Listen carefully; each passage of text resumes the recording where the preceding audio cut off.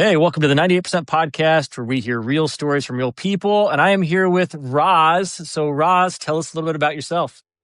I'm simply an artist of all trades. You could say I deal with multimedia production all the way to music, and I'm just like many other artists in this world, just trying to make a mark, so to speak. And even though it's a struggle, when you're good at something like that, you just keep going. Absolutely. So, what people don't know, the listeners, is we've been trying to podcast for over a year now, I think. So, I'm glad that, I think it was episode 19 was, I think, when Tony mentioned you. And I was like, dude, I Mhm. need to get in touch with Roz. So, I got in touch with you. We've been chatting. And I'm just stoked that we finally got to get this podcast underway. Yeah, I feel really bad that it's taken over a year, but life's been crazy. And then on top of everything that I work on, and I wanted to have my undivided attention for this because I don't like doing anything half-assed. And I thought if I'm going to interview with Ricky, it's got to be done right.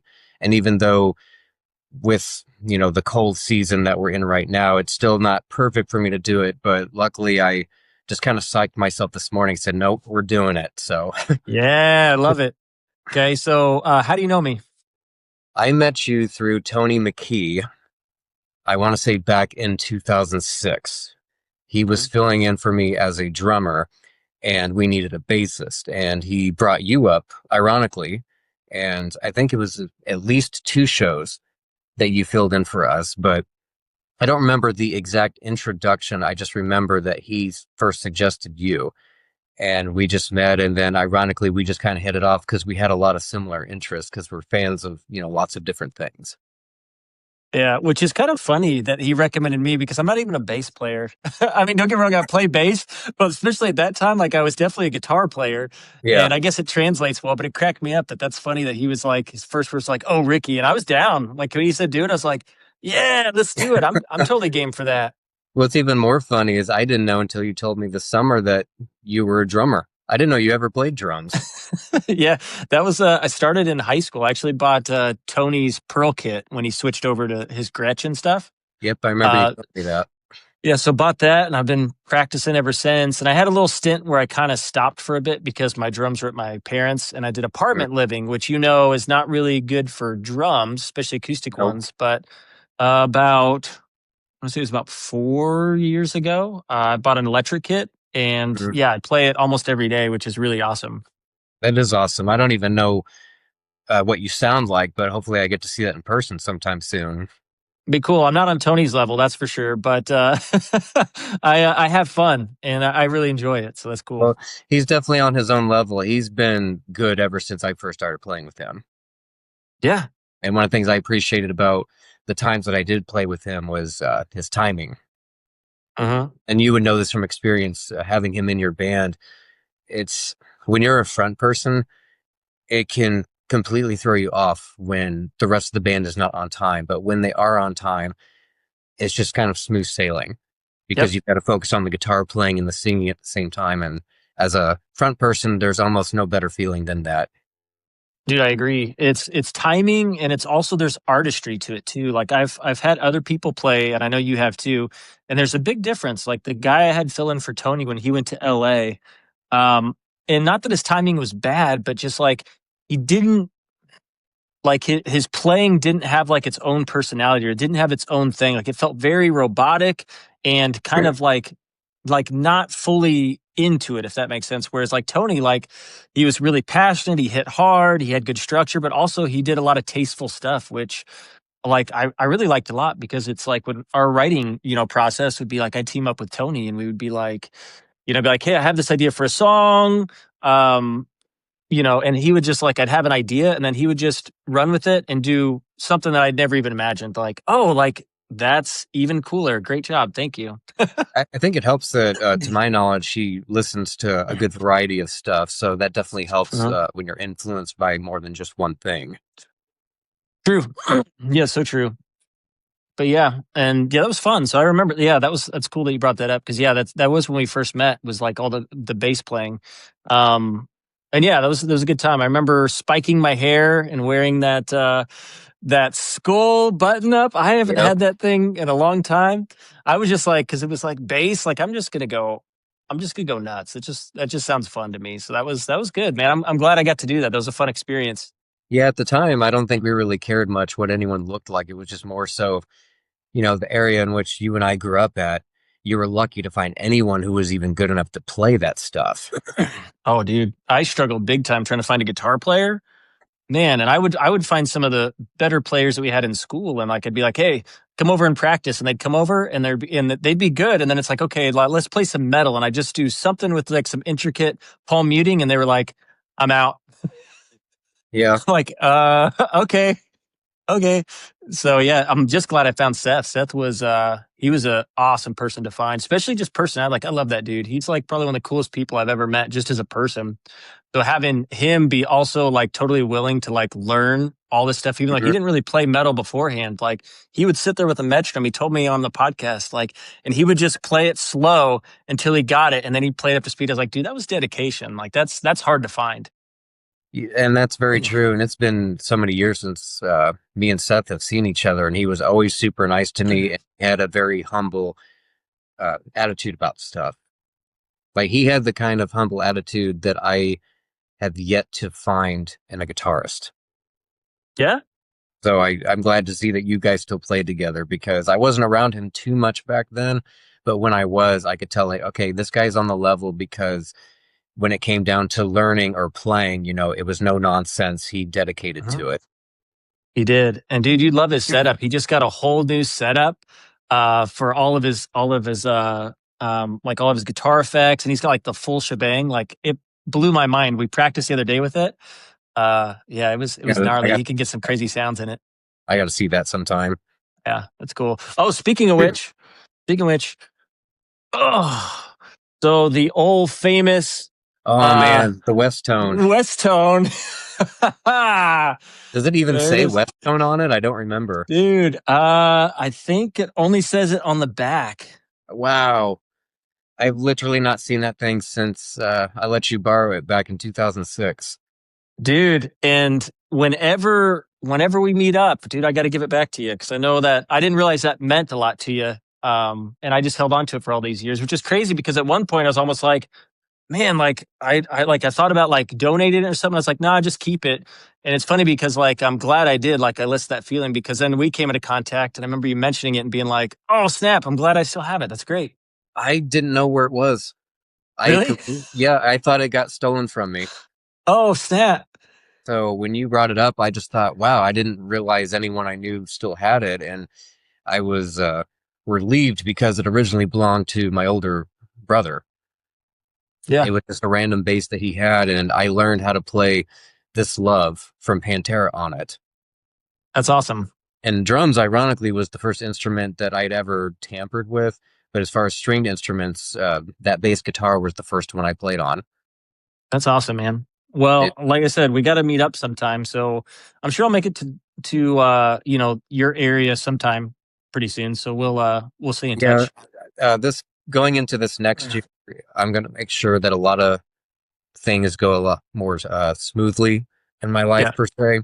So we're definitely going to make it happen. That's also why, even though this month was kind of a bad month for me to do any interviews because I'm in full production mode for this new song, I'm working on some things when it comes to how do I put it?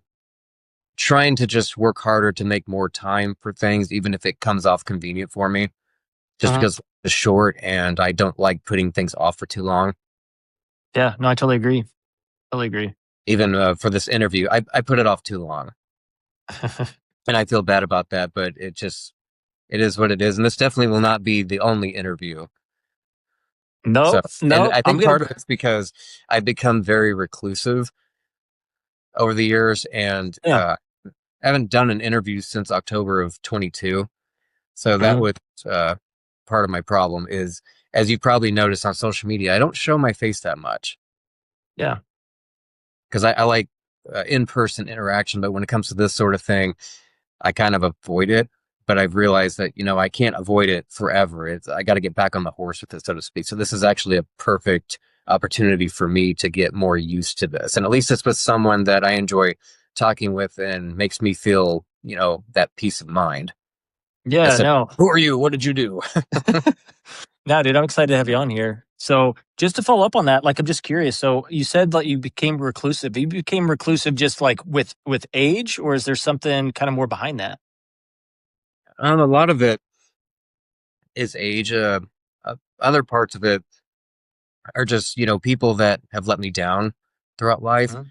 And Yeah. when you get so fed up with feeling like you're stabbed in the back and whatnot, you try to take matters into your own hands.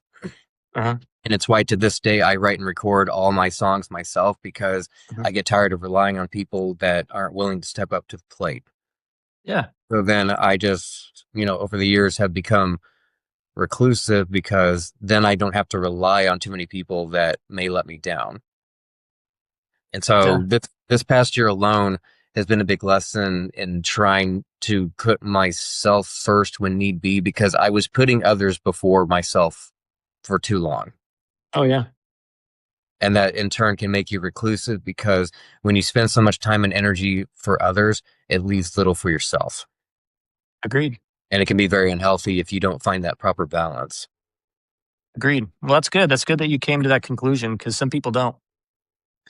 Well, it's taken me quite a while, but I like to help people, but it's one of those things where, even Superman can't help people every second of the day. You got Yep. to have boundaries.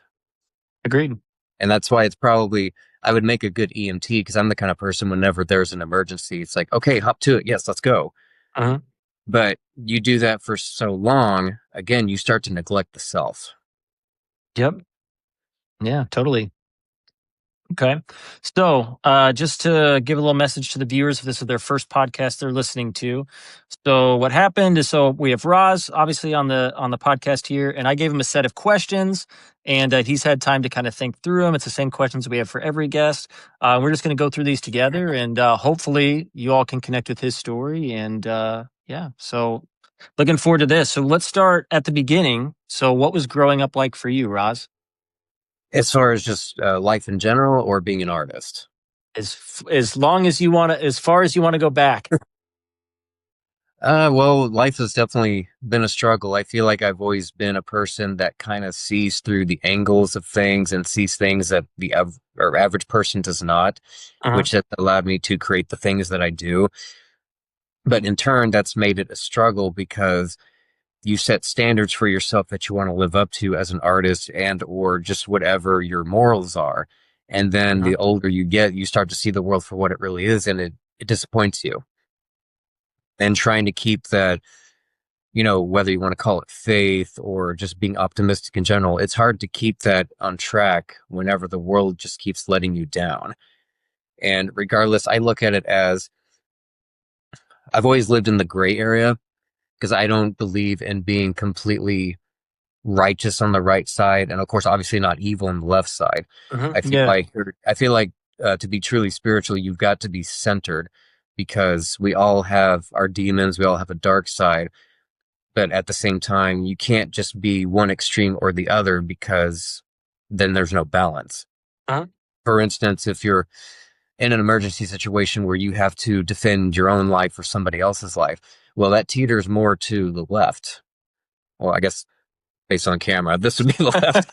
But yeah, that would teeter more to the left. Uh-huh. So I prefer being in the gray area where I know how to pull from either side when life Uh-huh. calls for it. Uh-huh. Yeah.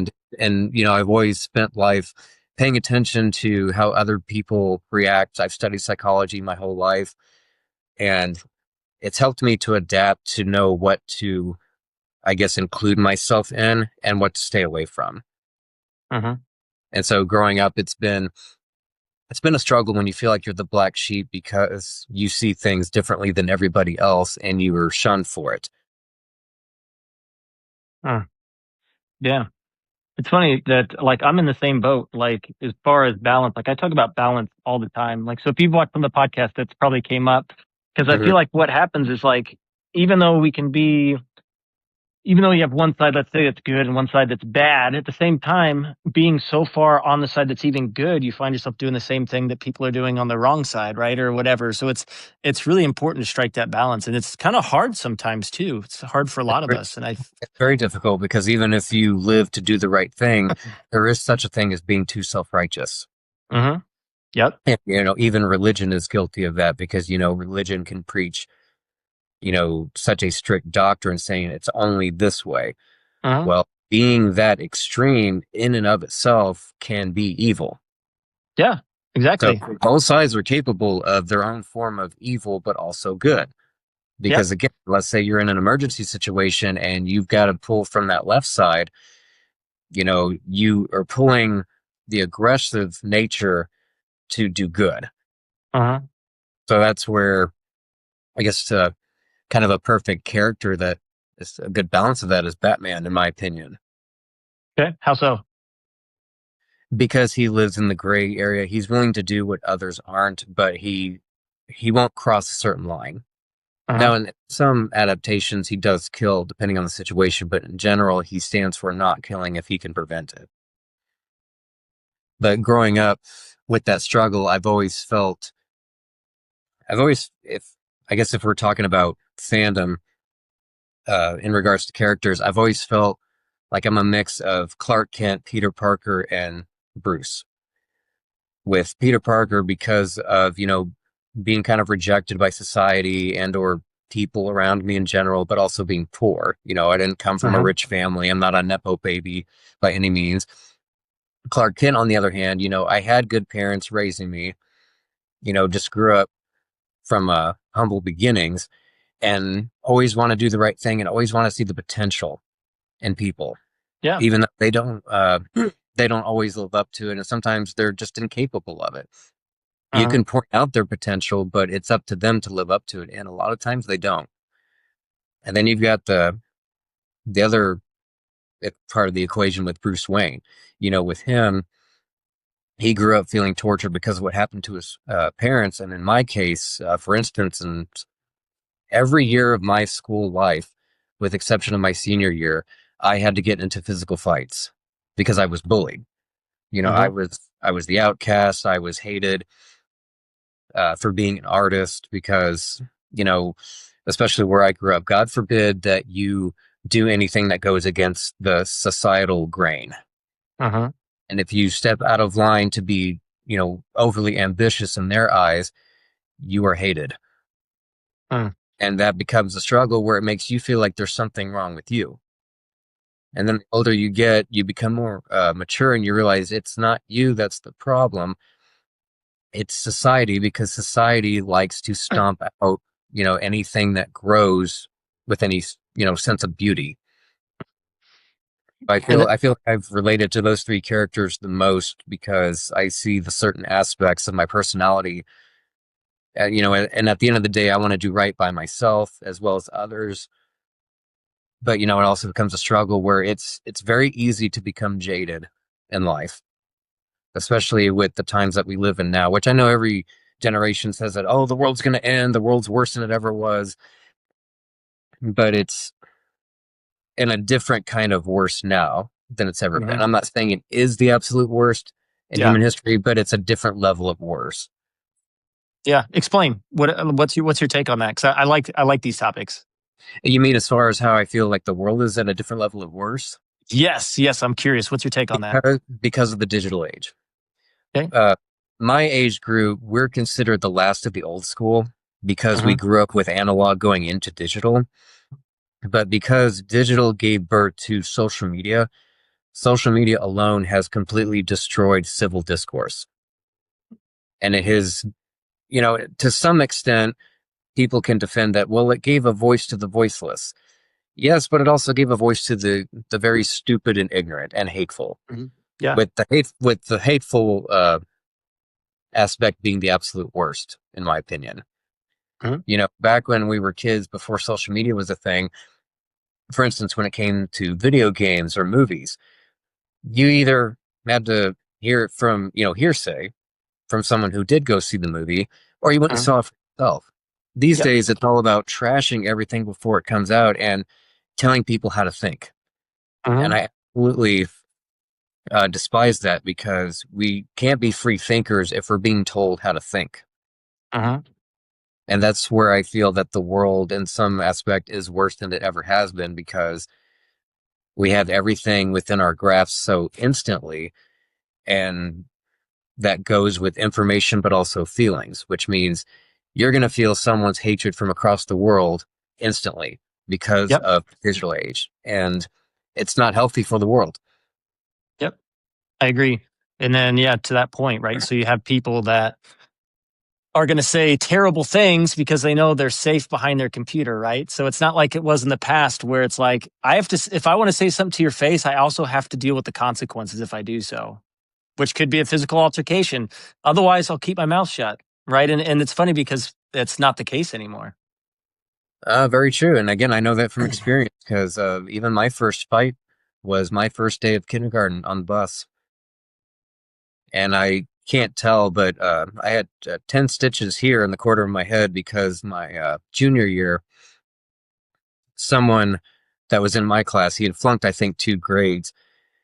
For whatever reason, was being territorial about a space that we had in our locker room for our basketball team. Well, he decided to try to slam me up against the wall. Well, I'd never been in an altercation with him before, didn't hate the guy.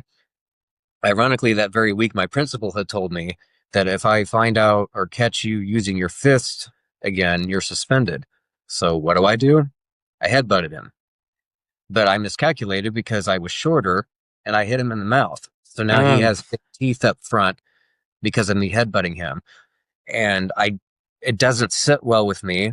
I mean, when you think about it, would you like your mouth busted in like that? I mean, it mm-mm. would freak you out. I can only Yeah. imagine the fear he had when that happened. But again, like you just said a minute ago, back then, even my generation, we grew up with, hey, if you got something to say, if you're going to anger somebody, you know, Mhm. we used our fist back then to end conflicts. These days, it's keyboard warriors. Yeah. And not that I condone violence by any means, but again, it's been different times up until now where people feel like they can get away with saying whatever they want to Mhm. without the consequence, as you so well put it. Exactly. Yeah. Yeah. No, and I agree with you 100%. I mean, that's why I do this podcast too, because I feel like another aspect of that with all the social media, it's artificial connection now, and we forget what Yeah, it's like to connect with people. So that's why I like this platform, because now instead of only seeing, the 2% of your life, or maybe not see it all, we get to actually hear your full story. And I think it's important because I think if you give people a platform, people always have something to share, something to say. And I think that's an important part that we're missing. right. And one thing I like about your podcast series is it allows people to, back to your point about people telling their stories, these days, everybody wants attention, everybody Hmm. wants to be heard, but they lack the discipline to understand that there's better ways of going about having your voice be heard. Uh huh. It's kind of like when you're in school or anything like that, you had to wait your turn for this or that. People don't understand that concept these days. They want it now. Yep. They don't understand that practice of delayed gratification, and it becomes a big issue with people because how do you how do you deal with a society that wants everything right now? We've lost that sense of discipline where, uh, for instance, the film Jurassic Park came out June 11th of 1993. Take a guess as to when the VHS came out. I'm gonna guess 1994 or five. Came out in 94, October. Hmm. Now consider that's more than a year since it Yep. had opened in theaters. Now compare that to now, where a lot of times brand new films are streaming as they're in theaters. Which, Point being, back then we yeah, had to wait for things to yeah, come out. We had to we had to salivate what we had at the time. And these days everyone just gets everything so instantly. And I don't relate to that. yeah, I look at things where I ask myself, is it the right time for me to have, this object or this opportunity? And yep, I plan to live like that the rest of my life because I think it's a good form of discipline because you're yeah, constantly, you could say your subconscious reminds yourself that, hey, you don't have to have everything right now. yep, Some things take time. yeah. But so you got to be conscious about it. That's the tricky Yeah. part. Is they know like there's money in that, right? There's money in being able to trick our minds, right? And we know like, oh, I get a dopamine hit or I get some type of Yeah. surge of like something if I get something really quick. So they know like, hey, if I put a little 30-second ad or if I, like, whatever, just all these things, it's stimulating. And if you're not aware of it, that's of course you're going to do that because it sucks to wait. So it's like you have to purposefully be conscious and be disciplined to say like, okay, it's actually be better on long term for me if I do this rather than just being hedonistic and following whatever I feel is good right this second. And that relates to there's an important study involving video games where when you look back at like NES, Super Nintendo, Genesis, or I guess you could say the pre DLC days, Uh-huh. back then you had to actually get better as a player. You would play a game, and a lot of times you would lose and have to restart from the very beginning. That Uh-huh. taught you not to have that instant gratification. You had to work to earn the end result. These days, the way that they make video games, it's constant stimulation. Uh-huh. So today's youth has to have constant stimulation. It's why they can't focus on certain things, like certain films that maybe are more slower paced and dramatic. They want Uh-huh. things, as I call it, the Marvel fluff. Uh-huh. And I don't mean like every Marvel film, because obviously there's been a lot of great ones, but more so the Yeah. past several years, that, I guess you could call it the well, it's fluff, but kind of like your flavor of the week type presentation, if that makes sense. Uh-huh. Yeah. And when I It's see tricky. studies like that, I prefer to, research as much as I can as a reminder that yes, this is the current state of this medium or that medium, and then compare it to what it was like when I was growing up and realize, and there's certain aspects of life where yes, technology has made certain things easier. Uh-huh. Just like, we're using our cell phones for this interview. Yeah, exactly. But I always try to remind myself of what I feel is allowed to be used in my life that is just a technological convenience versus what's something that I can get away with by just still doing what they would call the hard way. Uh-huh. And I know it's more common the past 20 plus years than it used to be, that saying of work smart, not hard. That's true in certain cases, but a lot of aspects, especially in my life, I don't feel like I'm accomplishing something if I didn't work hard to get it. Uh-huh. And if that holds me back as an artist the rest of my life, so be it. I'd rather know that I put in the time and the grit to get the result that I wanted versus just sliding by and it. I don't want to do anything that makes me feel like I'm cheating because so many people do that these days with Oh different yeah. aspects of their life. Well, I think part of the journey is the process, right? It's part of where the learning comes from is the journey. And if you go from A to B extremely quick, and kind of cheat your way there, like, yeah, you have what you thought you wanted, but guess what? We're never satisfied because that's how our brains work. So then you're going to continue to try to push. Before you know it, you're not actually growing, right? It's part of that whole thing is the journey. And that's a hard thing for some people. It's hard for me actually to appreciate the journey in most things because it's like I wanted that end result because it's like I'm working hard on this. I want the end result. But it's like the older I get, the more I realize, yeah, the journey is actually the important part of that whole thing. And that even relates to something George Lucas has talked about several times in the difference between joy and pleasure. He once Uh-huh. made an example of you can never replicate the first feeling of getting, say, your first car. Uh-huh. There is no replicating that experience. And he talks about that in relation to how, what makes a Sith Lord, and Jedi a Jedi, and, light side, dark side. But it's very good wisdom because again, it's kind of like exercising. Yes, exercising is painful, but we do it because it reminds our body to do what it has to do to either bulk up, tone up, whatever the exercise routine is.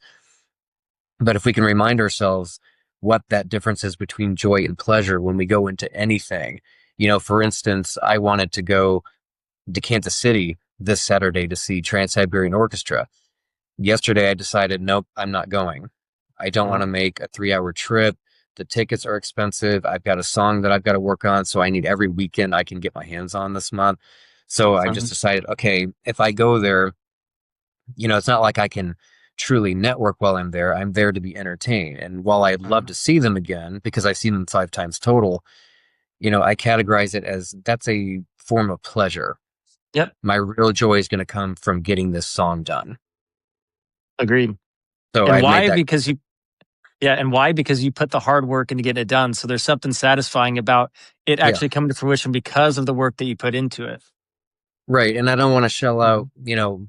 almost $200 for decent seats to watch somebody else do something that I know I can get up there and do just as easily. Yeah, 20 agreed. years ago, I couldn't have said that. At my Uh-huh. age now, I can say that. I can go watch a band like that and say, well, I can get up there and do that. And that's Uh-huh. no discredit to them. It's just that's where I am in life as an artist, where I don't need to go out and entertain myself constantly with such things. I'd rather be at home working on my own stuff. Agree. Okay. Cool. Okay, so let's get into the next question here. So this one's my favorite because this is where we get to really understand you. So, what is the biggest struggle that you have made it through? To generalize it, I would just say in life in general, it's just maintaining my artistry. Okay. Because, and I say that for many reasons. For instance, when MP3s came out, that's what led to destroying album sales for Uh-huh. bands because it allowed for downloading. Now you have streaming. If I had known my life was going to be this difficult this many years later after picking up guitar, I would have said, I'll just join the army like I was supposed to back in 2004. But then I met a drummer named Zach Ufile, who I don't know if you remember him, but Tony knows who he is. He was also friends with Seth and Joe Batty. Uh-huh. But that's been my biggest struggle is trying to maintain my focus, treating it as if someday I'm going to get such a big break, but Uh-huh. also knowing deep down that it's probably never going to happen because of how bad the industry is right now. But regardless of that, I stay on the course. Uh-huh. I don't care if I'm 70 years old and I'm still releasing things independently. That's what I'm going to spend my life doing because I'd rather do that than look back 20 years from now and say, I wonder what would have happened if I kept doing that, but instead I quit. To me, it's better just to keep going regardless of the struggle. But part of why that's been the biggest struggle in my life is because the amount of rejection I have faced from people that would have been considered friends, loved ones, or family, because if they don't understand what it is that you're ambitious about, they just distance themselves. Uh-huh. And again, it Uh-huh. makes you feel like an outcast. It makes you feel like there's something wrong with you, even though there's not. You're just ambitious. You're talented. You just want to do this, you know, because that's what your calling is. And especially here in the Midwest, people seem to forget. You probably noticed on some films, at least for several years now, at the very end of the credits, it'll say, this film enlisted upwards of like 13,000 jobs to Uh-huh. complete. And people seem to forget that thousands and thousands of people do this line of work every day. Uh-huh. But they don't, places like here in the Midwest, they don't treat it like that. They treat art like it's substandard to the status quo of everything else. To them, it's Uh-huh. no, go work your 9 to 5 job. As long as you're making money and supporting yourself, that's all they care about. And not that that isn't important, Uh-huh. but it's not your calling. Society Yeah. has beat down into our minds that we're not supposed to follow our calling. Uh-huh. And I think that it's a real tragedy in today's world because we should be embracing what everyone's calling is. And, whether it's somebody wanting to be a physician of some sort or a race car driver, it doesn't matter. Everyone has their own calling, just like everyone has their own spiritual path. And not everyone's spiritual path is the same. It can't be. Yeah. That's where, not to get on a religious rant, but that's where religion blurs the lines, tries to make you think that it's all the same path. It's There's things about it that are related to a similar path, but can only be similar, cannot be the same for each person. Uh-huh. Exactly. Yeah, it's because we all play different roles. And Yeah. one thing that's really interesting too is when I think about people saying that, right? Like you mentioned, like society saying you should do this, you shouldn't do that, right? So how much of that though is that coming from people's just insecurities? So if you think about like, for instance, like if someone was like, no, you shouldn't do that. because that's not going to work out for you, right? What they're really saying is that it won't work out for them, so you shouldn't do it. It's like it Exactly. coming from a weird place where it's not even coming from you, and it's not even about you. It's about their feeling with that thing. Like almost like, well, if I have to work a 9 to 5, then you should have to work a 9 to 5. That's just what we should do. So it's really Right. interesting. They're afraid to take that leap of faith to Uh-huh. their calling. So they feel insecure about somebody else doing it. Yep. And it's one of those things where imagine a meme where you've got a line of sheep trying to decide whether or not they're going to leap off this cliff. They all have wings, but they don't realize that they can use them, except for a Uh-huh. few that take off and, they're flying just fine. But the other ones are there acting like naysayers, complaining about, no, you don't need to be doing that. You need to stay grounded with the rest of us. It's kind of like you probably heard of what's called the crab mentality. Tell me. Just an old concept of if you put crabs in a bucket and if one tries to crawl out, the other crabs pull them down immediately. Mm. That's how society is. Yeah. And that goes back to your question about what has been my biggest struggle is that I feel like the crab trying to claw my way out of this bucket and I keep getting pulled back by those that are insecure because they won't follow their own dreams. Hmm. Yeah. So, and I don't know if I've ever asked you this, and you mentioned that you're going to keep riding this ride of artistry and keep doing it, but like, what's your goal? Like, when would you feel like you were satisfied? It's a very good question because as much as I'd like to say that, oh, when I reach this point, I'll be satisfied. Yeah. I, there's two answers to that. One answer would be that there is no satisfaction Okay. if you're just strictly doing it independently. Okay. I mean, there's some satisfaction in it because you're doing it on your own terms. No one else is Hmm. telling you what to do. But on the other hand, if you're not financially successful with it and the world doesn't know whatever your creative legacy is, then it's hard to feel satisfied when you feel like by that point you're just entertaining yourself with what you like to make. Because art is meant for the world to enjoy. But when you're constantly making art and you feel like no one's enjoying it because they either don't know of it or it's just being shoved out of the way, it makes you feel hollow.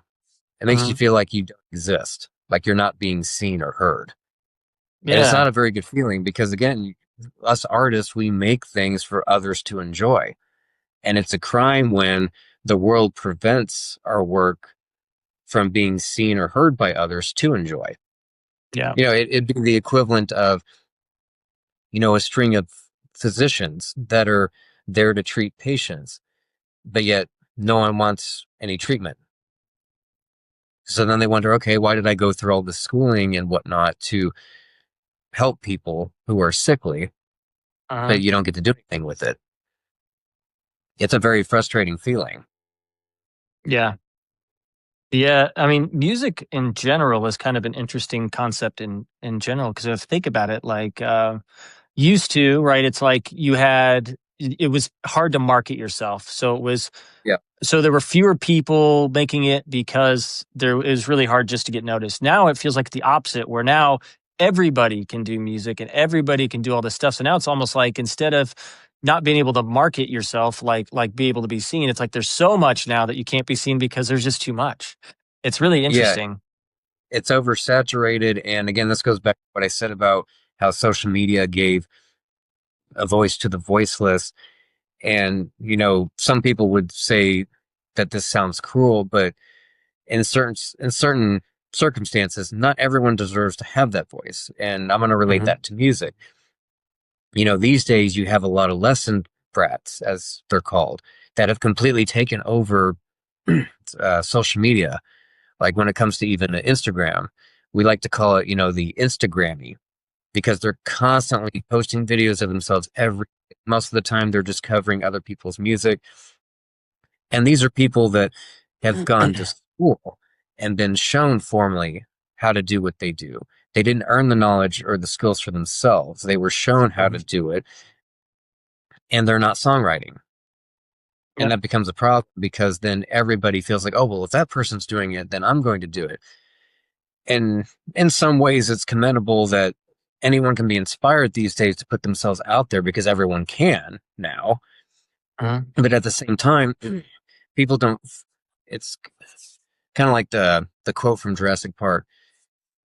Uh, I'll actually have to quote it later because I'll misquote it at the moment. But point being, because people see that everyone can get the attention, they think that, or they don't stop to think about whether or not they deserve that. Have they Uh-huh. earned it? Just because the accessibility is there for online attention, they just go for it whether or not they're deserving of it or not. For instance, it's not in my nature or it's not my style to post videos of me, for instance, playing Megadeth songs. I've been playing Megadeth songs for over 20 years, but I have no interest in showing videos of me doing it because there's so many people that have flooded social media with, oh, what I call the look at me syndrome.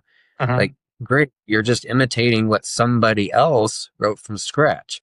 So for me, Uh-huh. I would rather just post my original stuff that only I came up with instead of, okay, here's 20 cover songs. Uh-huh. Therein lies the lack of discipline with people where they think that just because they have that accessibility that they should just do it instead of taking a step back and wondering, okay, what can I do that actually shows that I've earned the right to show the world what I'm capable of doing? Yeah. See, I think some of that is just also the problem with what audience want. Because I would bet you that some of those Instagram people probably started off playing originals and realized that they weren't getting any traction. But the minute they played a song that was covered by someone else, their views started going up. So it's almost like you abandoned or you sacrificed what your initial mission was to please people. It's just kind of interesting. I wonder how much That that is happens. that is definitely a factor that happens with a lot of people on social media. But then there's Yeah. others like I mentioned before where they're lesson brats, and so they think, oh well, I Yeah. can just show up online, and yeah, there's Yeah. people online that could play circles around me, but for me, it's not about. I don't care how flashy you can play. What are Uh-huh. you actually doing with the skill set? If you're not actually putting or composing an Uh-huh. original piece of work, then your skill set means absolutely nothing to me. Uh-huh.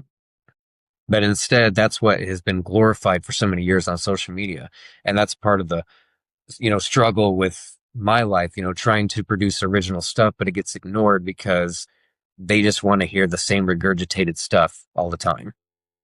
Yep. I get that. Okay. So what are you currently going through that's either positive or negative? Uh, well, it's been both a positive and negative thing. Like I said, this year I had to really uh, take a look in the mirror and realize what am I losing of myself by giving too much of myself to others. October is my birth month, and typically that's always the first of the year for me. Uh-huh. Most people, their first of the year is January. For me, October is a time of rebirth. But this October, for the first time in my life, I was depressed. I was unmotivated. I couldn't focus. Um, there were things that we'd advertised that we haven't released yet for that particular month. And I finally got out of that funk, earlier. Uh-huh. Uh, I guess we're in December now, so earlier last month. But it took a lot of soul searching to realize what I really wanted in life and how I was going to keep pursuing my goals while trying to adapt to the changes of the world. So it Uh-huh. was it was negative on me at first because I didn't know if I could keep going or how I was going to pursue it. But then I just finally realized that what, it doesn't matter. It's easy to say that life sucks, pick yourself up by the bootstraps and just keep going. And that's my philosophy. I don't have to like it, but it is the way it is. And Uh-huh. again, I'd rather die knowing that I gave it everything that I had versus just being a wimp and giving up because that solves nothing. Yeah, I agree. Okay. I like that. Okay. So who's someone that's changed your life that doesn't know it? It was someone that I was kind of a guardian for a 9-month period when I used to live in Nashville, and she actually became the inspiration for the second most important character of my book trilogy. Uh-huh. but we haven't seen or spoken to each other since 2012. So she doesn't know how much of an impact she had on my life because that changed a big direction in my story that I had started Mhm. back in 1997 for The Edge of Beyond. Uh-huh. And, her characters featured on all three books and everything. And, the whole backbone of the trilogy kind of became about the main character's friendship with this person that he grew up in the Crystal Mines as slaves.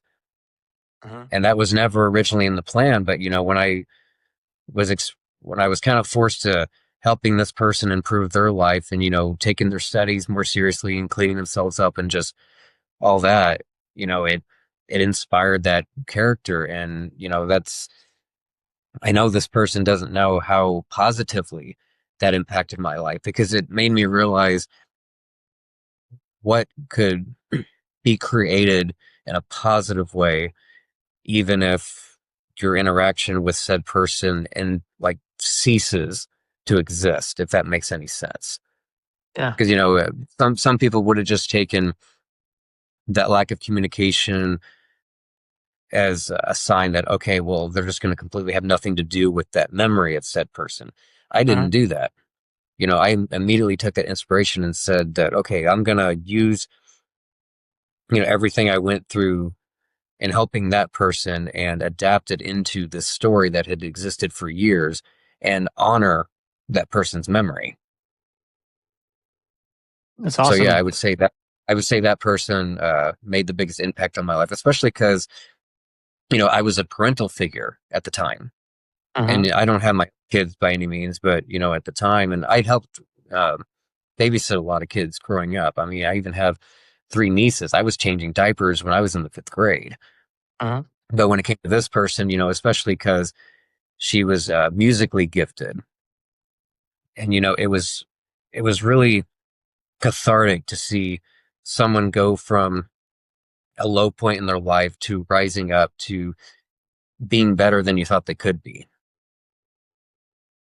And Isn't that yeah. I can't sit there and say like, oh, well, that's just all me. I'm not self congratulatory on that. It's more so of, you know, I I help kind of guide the path in a way and saw this person really blossom like a lotus flower. And Uh-huh. so that made a real impact on me that I think that's why it was easy for me to get trapped into helping people so much because I would see their potential and, want the best for them.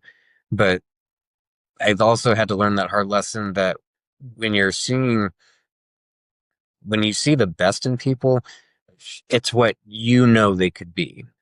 Uh-huh. They don't see themselves, unfortunately. And some people do, but in other cases, again, you could see the greatest potential in somebody, but it's up to them to act on it. And if they don't see what you see, then you kind of you got to set your limits and your boundaries with that person. Yeah. You know what's interesting too is there's some studies that came out recently that I thought was really fascinating about gratitude. And I'll tell you why that connects in a second. So, like a lot of times, gratitude, probably the basic practice you've probably heard is like write down three things you're grateful for, right? And supposedly that helps. And right, it can help. But they found out that people were having higher levels of gratitude and satisfaction by either seeing the good in the world or thinking about people doing good in the world, essentially. So the thought of you seeing that person rise up further than they could have ever been probably actually made you feel something special, right? Almost like that grateful, the gratitude, that Right. satisfaction, which is really interesting. So there's actually been some interesting studies about that. It's like the way we think about gratitude is actually maybe a little bit different than what we think, which is cool. Well, this is why certain people, like teachers, do what they do. It's Yeah. kind of like what we do. Artists, Uh-huh. in some cases, it's a thankless profession. But when you're a teacher, especially, uh, I'll give an example. I love the show Saved by the Bell. Uh-huh. I don't know if you're familiar with it, but it's a show that started in the late '80s. But one of the reasons I've always loved that show is because regardless of all the antics that the kids pull on the principal, Mr. Belding, I loved his character so much because throughout the entire series, you saw that he really cared about them as people and them getting the best education that they could. Uh-huh. And that plays into that Uh-huh. satisfaction that you just Uh-huh. talked about, that Yeah. it's very satisfying to know you had a hand in helping someone's life improve.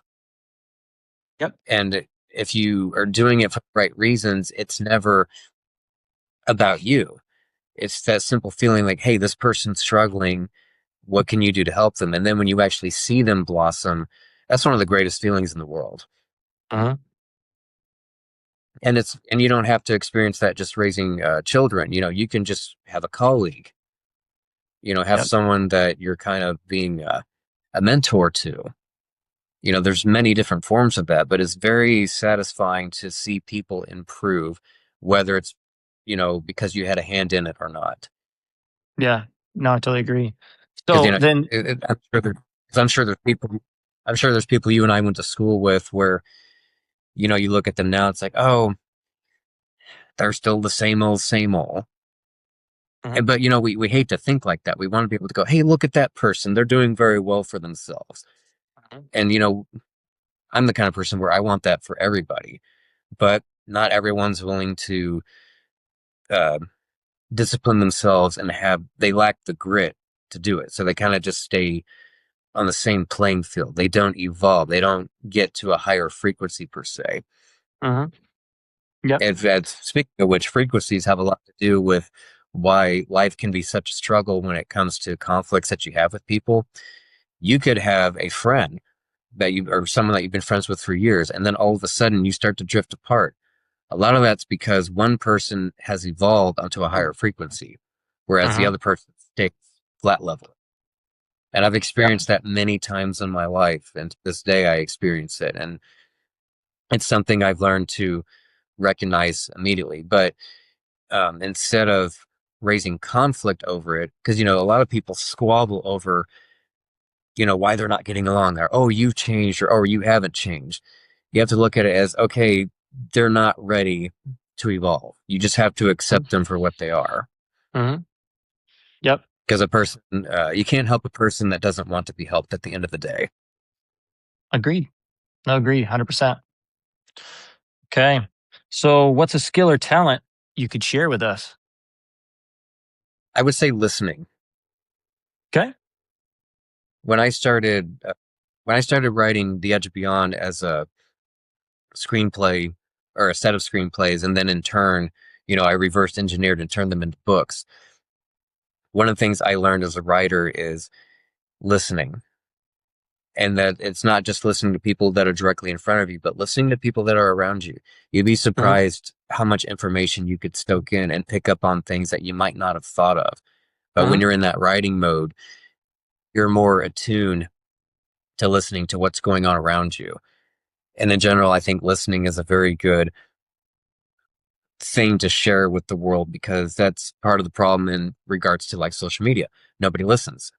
Yep. Everyone wants to talk, but nobody wants to listen. Yep. And listening, you could just sit there for 5 minutes.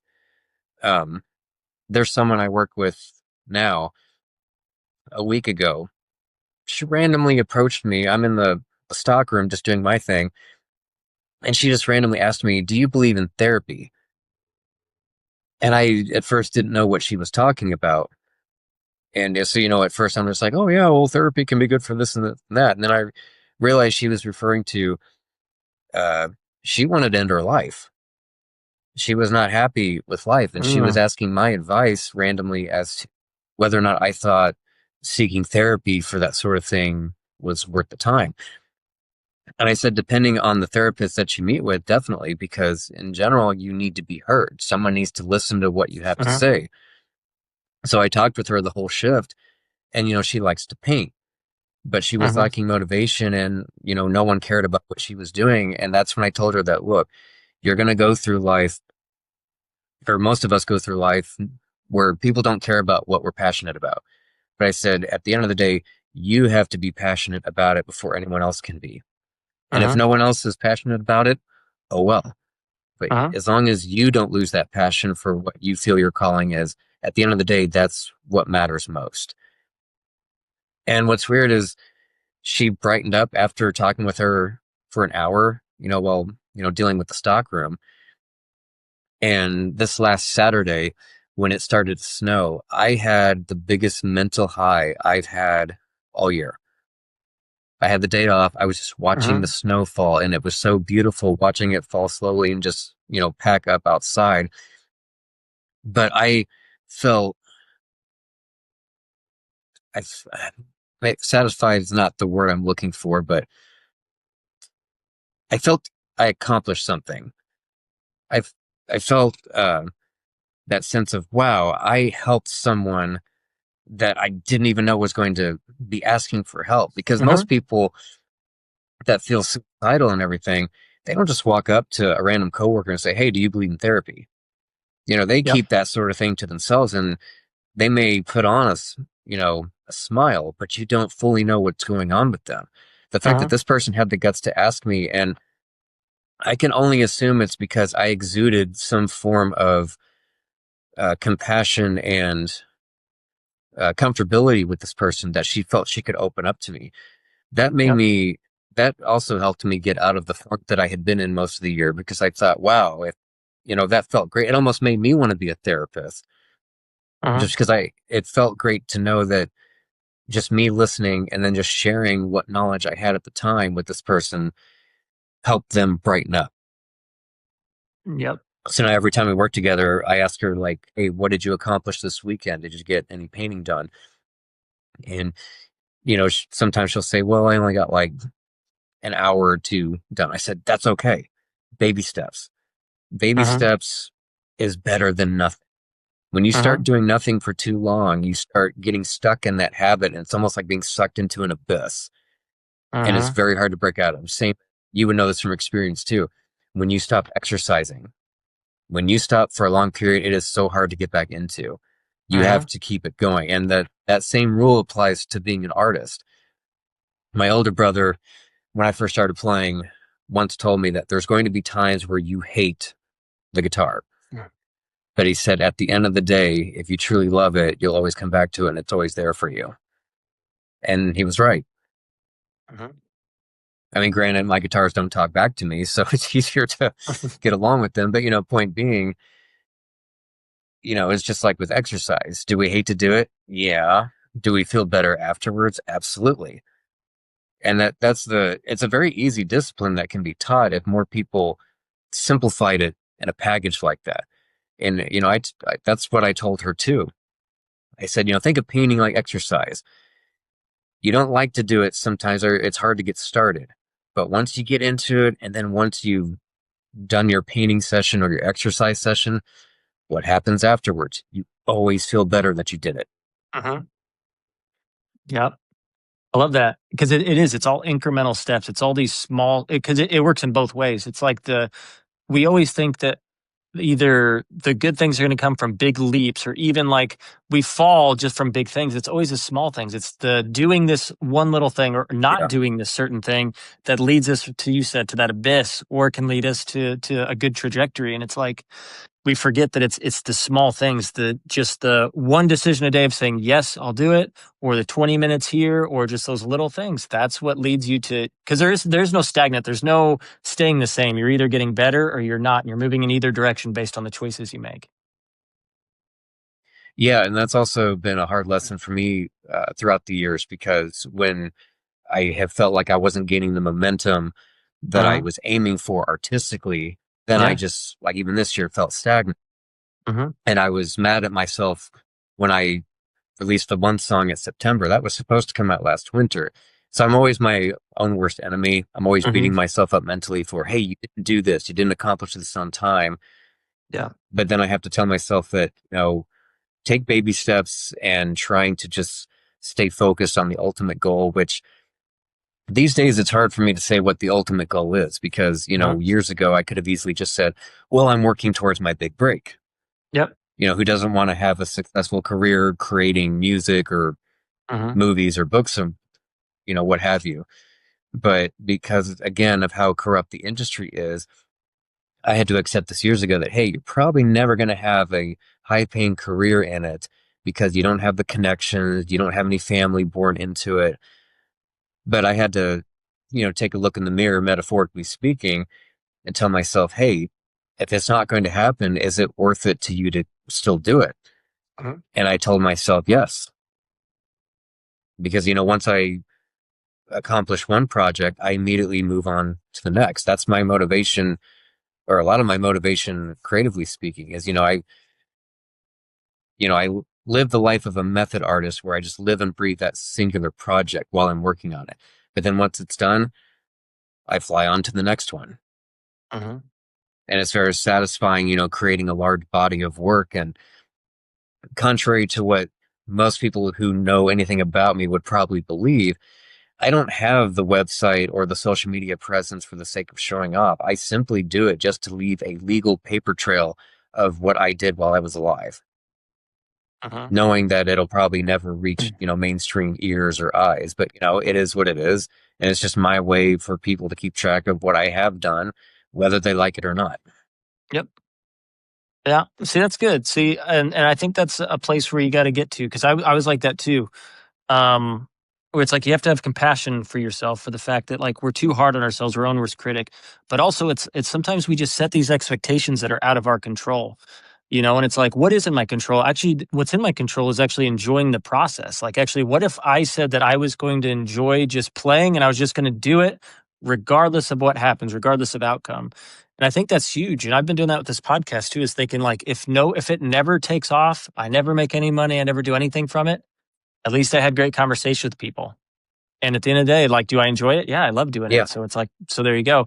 And I think it's trying to find that piece of like doing the craft itself because you enjoy it or because you want to do it, instead of thinking so far of like, what you're trying to accomplish. Because sometimes I mean, I don't know if that's how you are, but sometimes that sucks the joy out of it, is thinking so far about like, well, I'm not here yet or I'm not there. Yeah. So it's interesting. Well, and I used to be considered what's called a futurist. Uh-huh. And there's people that Tony went to school with, you know, that, are mutual friends and whatnot, that would know this about me. I was considered a futurist because I was always thinking, okay, where do I want to be years from now? I wasn't Uh-huh. ever living in the moment. More so lately, I'm not the futurist mindset. I just take each project as it comes along and I Uh-huh. just enjoy it in the moment. Yep. And yeah, there were many times in my youth where I was more focused on the result. But last Uh-huh. year was a true test when I was trying to get that Born to Ride song ready. It took me 7 months. That was just, post production after recording all the instrumentation. And that tested my wits. There were times I wanted to give up on it because I thought this is ridiculous. 7 months for one song. Uh-huh. But I thought, well, I had never recorded digitally. I was doing new things and how I was recording. And I thought, I just want to make sure that this sounds the absolute best that I can make it. Uh-huh. And I stuck through it. And yeah, it's not the most professional sounding thing ever made because obviously, I don't have thousands and thousands of dollars to have a studio or audio, big audio engineer or a big producer behind it. But I did everything 100% myself. And I'm very pleased given the nature of how it was Uh-huh. recorded, how it ended up. And it was just another lifelong lesson in teaching me to enjoy that journey. And this is part of why I take longer on my projects than probably most people do, because I've learned, yeah, we all love that result because it's instant gratification. Uh-huh. But over the years, I've learned that no, it may take you, you know, this many days, this many weeks, this many months to complete said project. Uh-huh. But I've learned that it doesn't matter how long it takes. Enjoy that process. Yep. Enjoy it while you can, because then once it's over, you got to go get the new high, like a drug. Yep. It's on to the next Exactly. project. Yep. Funny. Yeah, you're preaching the choir. I was the same way. I was futurist, always thinking about where, my mind is in the future all the time. It's tough. Like, so for those of us that think that Yeah. way, that was a really tough thing for me to navigate and actually enjoy the presence and the process and actually be present. Because if you would ask me, let's say even like 5 years ago, if you would ask me like, hey, are you a very present person? I would have said, oh yeah, of course I am. Was I? Probably not, you know, but then, as life happens, you start realizing little things about yourself. And I was in the same boat. I was, yeah. future thinking, not really ever satisfied, beating myself up about things, feeling, maybe depressed or low at times. And it's all because of that. And I realized that Mhm. like the more I could be present, the more I could enjoy the moment, the more I could do things almost like unconditionally, the better it felt, the better it worked. It was really interesting. Yeah, and I was always in the moment with everything I've ever worked on, Hmm. and even the length of my older songs shows that. Because if I wasn't in the moment, I would have just wrote something 3.5 minutes long. That's But I true. was Yeah. never like that as a writer. I always like to take my time with things and let tell the story I wanted to tell, even if it was the instrumentation being longer than an average song. Where the futurist mindset came in was like you said, never being satisfied with I I would get satisfied with the result of the work itself, Hmm. but the fact that work wasn't being noticed. That's where I Yeah. wasn't satisfied with the results. So I was always the Hmm. future. Okay, what can I do to Hmm. get people's attention, get this farther? And, and for before I finish that point, when you said that whether your podcast series takes off in a big way, Yeah. one thing that's important about the series, the people you have these conversations with, they will Hmm. never forget that. I know. They'll always remember, hey, remember the time we Hmm. talked with Ricky? And it doesn't matter if the podcast series doesn't go mainstream. Those people that you've been close to for years that you got to have these interviews with, they will never forget that. That's going to mean the world to them because you gave them a spotlight to showcase their story. Just Agreed. like I'm never going to forget tonight. And that's part of why, unfortunately, it took over a year for us to do this because I wanted to be in the right mindset. If we had done this last month, it would have been a disaster for me because I was very antisocial. I didn't want to talk to anybody outside of my just immediate circle, which only consists of two people. But, point is, even this morning, I, I didn't want to look like a slob. So I thought to myself, do I do the clean shave? Because I know if I do the clean shave, I'm doing the interview. And I was tired and I thought, no, I'm doing this. I'm not going to Hmm. postpone this anymore because the fact that you went out of your way to reach out to me over a year ago, that lit up my world back then. I just thought, wow, I have not talked to him in so many years. And the fact that Hmm. he hunted me down and had, the courtesy to talk to me because there's so many people from my past that have nothing to do with me anymore. And that's why I wanted this to be right as far as our first time interview. And again, it won't be the last. But now that we're breaking ice on it, um, but now to finish the point that I was on, when it comes to, being the futurist and whatnot, I just, because of the way the world is, I, it's impossible to have that futurist mindset from my perspective because Hmm. everything has gone so downhill, just like with streaming taking away people's royalties, where people aren't being paid fairly. Labels aren't doing what's called artist development anymore. They expect you to do all the work online and then they want to swoop in when they think a song's about to hit big and then they want to sign the contract and then take away your publishing rights. So I've dialed that futurist mindset back quite a bit, knowing that, hey, this is what they're already doing. What chance do I have to break in unless I already have a huge connection or I'm willing to sell my soul or sell my rights, which I'm not doing any of.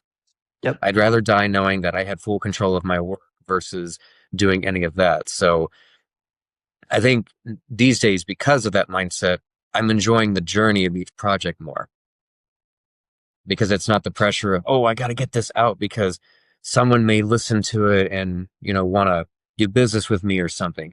No, people ignore my work anyway. So I don't have that pressure of having to live up to some fan base. I just release what I want to on my own timeline and craft it to my own liking. And if people like it, great. If they don't, oh well. I You know. win some, you lose some. But at the end of the day, it's the same with what I told my coworker that whether you're working on a painting, a book, or a song, or a film, at the end of the day, the number one audience member that you have got to please is yourself. Exactly. Yep. Because if I'm We. not happy with Mhm. my work, why the Mhm. heck would I expect millions of other people to care about it? Yep. Agreed. I would rather craft things that I enjoy, even if it gets ignored the rest of my life, versus creating things that I don't fully support, but it got popular anyway. Because there's lots of artists that have talked about that. Even Lemmy of Motorhead, it got to a point where he hated to play Ace of Spades because it Yeah. was so overplayed, and he knew that he had better songs. Point being, I'd rather just support things that I truly believe in versus just doing anything half-assed just to get my name or face out there. Yep. I like it. I respect it. Okay. So what are you doing for fun these days? I almost don't know what that is anymore. The Yeah. only fun per se that I have is, I like going to the movies. Yep. For instance, we had a lot of good re-releases this year. Episode 3 came out in April. Turtles, the original 1990 film, came out in August, I think. Casper came out in October. That was one of my favorite films growing up. Uh, Other than going to the movies, or if I ever get a chance to play a video game, not much fun to be had these Mm, days. okay. Because I'm always working on something. And yes, I enjoy working on my stuff, but you know, it's work. Yeah. It's work until you reach that goal. It's fun when you reach the end goal, Uh-huh. but in between starting it and working on it, it's work. Yeah. And No. again, these days I wish I could. I mean, to a point, I still have this. One of my secrets to my methodology behind my work is I've never lost sight of the inner child, Uh-huh. which is why, for instance, I mentioned Casper. I saw that 4 times while it was re-released because they had it for a month and a week. Uh-huh. And when I really like a movie, I go see it well more than one time. But I'm in touch with that inner child where I can feel exactly as I did as a kid when I first saw something. But the beauty of that is I also get to mix in the emotions of how I feel about something with adult eyes. Yep. And it allows me to look at things from a different perspective where, okay, well, this is what my child side feels like rewatching or revisiting something. This is what my adult side feels like. And so I'm able to use that creatively in relation to my methodology. And it's why, for instance, I can listen to a piece of soundtrack music and tear up. Like even, again, Casper, the end of that movie, that's has a very emotional ending to that. Oh, technically it ends on a happy note, but leading up to it, I mean, especially as an adult, like that's got some tear jerking moments in that film. Uh-huh. And I don't keep myself from feeling emotional when I hear or see something like that that touches me internally. Yep. I allow myself to tear up if I feel that because Mhm. that allows me to be more in tune with what I do creatively. Yep. And a lot of people try to reject that side of themselves. If they start to feel emotional over a piece of artwork, they think that it's a weakness. Like, no, you're just in tune with the frequencies in which that form of art was made for. In other words, scenes like that from such a film, it's meant to invoke that level of emotion. And if you're devoid of that kind of emotion, then you can't appreciate what it is. Yep. Yeah, I agree. And So even with managing the stock room and whatnot, I can listen to whatever I want through my phone. And are you familiar with the film An American Tail? yeah, Five goes west, like a five. Is That's that the what we're talking second about? one. Yeah, but I know what you're talking about. Yeah, yeah. I'm aware of that. Yeah, yeah. The first one was the first film I ever saw on the big screen back in 1986. I was living in West Frankfurt, Germany, and my dad had took me and my sister to see it on the military base. Well, I recently rewatched it and I've got the soundtrack on my phone. I was listening to it at work a couple of times. There's moments through that film I still tear up. James Horner's score just, well, in my professional opinion, he could create the most emotional pieces for films. Uh-huh. And there's moments throughout that film where I still tear up because with uh, the voice acting, the music, what's going on, I just, I guess you could say I'm more sensitive to that kind of thing these days than I used to be. But I Uh-huh. think that's made me a better artist. But I welcome that sensitivity because I've been around so many people that have a chip on their shoulder and their pineal gland is completely calcified, which means they can't see, the through the forest, Uh-huh. metaphorically speaking. Yep. And having that sensitivity allows you to see things that the average person cannot. Yeah. Yeah, and music's got this interesting way of eliciting emotions from people too. Like there's nothing like it. Like that's how I feel too, is like there could be Yeah. a music piece of some type, and I'll just yeah, it'll get me in my feels, whether there's words or not. Yeah. And I think it's intended to do so, but it's weird to think if we actually think about that from I don't know, if we really think about that from a level, it's weird that sounds and certain frequency of sound to certain things can affect how you feel. And it's weird when you actually start to try to dissect it. It blows my mind. A lot of that has to do with the fact that in the well, let's say about the four forms of communication, Uh-huh. music scientifically is considered the most powerful. Uh-huh. Mathematics is considered second. The third one is speech. The fourth one is symbology. Now, the reason music is considered scientifically the most powerful form of communication is because of what it can invoke in us emotionally. Uh-huh. Because if it hits us just right, we have no control over what we feel because it's how that frequency hits our spirit. Uh-huh. Math is number two because if done correctly, it doesn't lie. So it makes it very Uh-huh. powerful and in some cases impenetrable. Speech, obviously, being the third because speech also carries frequency. Uh-huh. And if you talk so negatively, that there's a lot of science behind if you talk negatively to yourself or to others, it can change your entire environment. Uh-huh. Kind of like, I assume you're familiar with Ghostbusters too. Uh-huh. Yep. Well, that whole film covered the fact that, there was this growing evil because of all the hatred in New York City. That's a real science. That movie touched upon that, where if you're negative in your thoughts constantly and you're not a master of yourself in your environment, it creates a negative and toxic lifestyle. Uh-huh. And so that's where speech itself, that's number three on the list. Number four, again, is symbology. Think of like Egyptian hieroglyphics or what, here's a pop quiz question. What are the most recognizable superhero logos that you can think of? Most Like name three. recognizable? Oh, I'd say Yeah, Superman, Batman logo, and Spider-Man. there you go. And the whole world knows what those are and they're just symbols. Yep. And people who don't even read comics or play the games or maybe watch the animated series of any of those properties, it doesn't matter. They know Uh-huh. what that character is based on that symbol. That's where symbology is so powerful. But those are your four forms of communication are the most commonly known.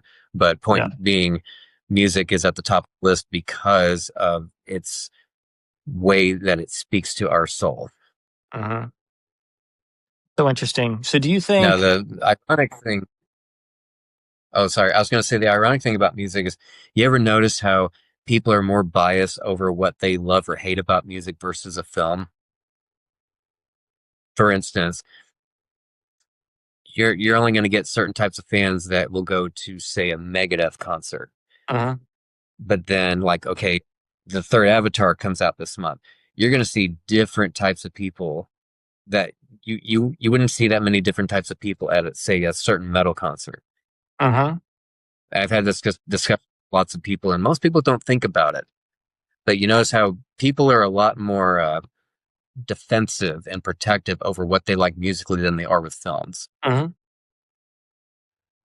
And it's because films have more of a universal appeal. It's one of the reasons why I absolutely love films. And with music, it's just interesting because it's more specific who it pertains to and who enjoys what it is that they're listening to. Yeah. No, it makes sense, and I feel like it becomes part of our identity. I feel like we associate music with identity a lot, and it's probably because of how it Yeah, makes us feel, because feelings is what gives something meaning, and movies can do that, but movies are yeah. different, right? It's a different aspect. It's definitely not as deep as some music, so that makes a lot of sense. I like that analogy because it's like, because do I like the Avatar movies? Not really, but would I go see the third one? Of course I would. But like if you were to ask me to go to a concert from a band I didn't really like, I'd probably say like, well, I don't know if I probably wouldn't go. But what's the difference there? You didn't really like the movie, but you go to the movie, but you don't really like the band, but you're not going to go see them. So that's interesting. It's because music is more personal, movies are more Yeah, universal. exactly. I like That's that. why. I like it. Okay. For instance, So, oh, I'm trying to think of. I was trying to think of a movie that I, if someone were to ask me to go, if I would say yes or no, versus like if someone were to say, "Hey, would you go to a Taylor Swift concert?" You couldn't pay me $1 million to go, but there may be a movie that I might not going to see, but I may go see it. I'm trying to think of one that I went to see that I didn't think I was going to like, and then I ended up loving. Wild Robot that came out last year. I was Mhm. skeptical when they advertised it because a lot of today's animated films are garbage. And when I went and saw that, I was blown away, and that had a lot of tearful moments in it. And I just thought, wow, here's something that I was on the fence about, almost didn't go see it, and then I did, and I ended up watching it 3 times in the theater because I connected with it. Dude, you're the one who told me about that too. It's funny because you told me like you should watch this movie. I just saw it and it's awesome. And I was like, I didn't even know it existed. And it's funny because I went to go watch it. I thought the Yeah, exact same thing. I watched it, I think, twice in theaters. It was good. It's so good. I own it now on Blu-ray. I love that movie. It was a good movie. yep, I own it too. And see, I love pieces of art, whether it's music or films that can tug at the heartstrings. Me too. Some people try to stray away from that, but for me, it's like, no, I love things that make me have that, connection and that feeling to it. Because then you Yeah. never forget it and then you love it the rest of your life. Yeah. And I think that's also a sign of That's what being films like in American Tail. Yeah. Well, I think it's also a sign of being secure in yourself, right? So I think when you become secure in yourself, it's okay to tear up and cry and see emotion. Like there's something secure about it. It's usually the people that avoid that stuff are usually insecure because they don't know what that means for them to feel that way. Like they don't know how they Yeah, would behave or what would exactly. that mean. So yeah, it's interesting. And that's one of the many reasons why I never really fit into the metal crowd. Even when you and Tony were playing with me, I think one time we shared the band with a death metal band, and I think it's because of my deeper sense of sensitivity to the art form that makes me not connect with the average metalhead, so to speak, Mhm, or so to speak. And a lot of that has to do with the fact that, I didn't come from the metal world. I came from more of a classical background. I grew mhm, up with the famous composers of the classical age and, of course, with the modern day film composers. So by the time I got into playing and writing metal music, I came at it from a different angle. But you're exactly right that a lot of people are very insecure and won't allow themselves to feel that emotion. And mhm. they limit themselves because of it. They're not spiritually in tune, so to speak, Yeah, if they're withholding the emotions. They're trying to suppress them. And obviously, there's a difference between, you know, connecting with something that tugs at the heartstrings versus being just an absolute baby in life. yeah, of But some course. people take it to the extreme, act like they're too good or they're too tough for this or that. And, Mhm, that's also what separates how I approach things creatively than other people is I come at it from a level of emotion and sensitivity to give it more of that connection instead of just being, you know, surface level quality.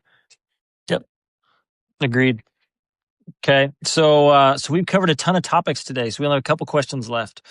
So this is the fun one. So if you were to write a story of your life from when you were born to now, what would that story be called?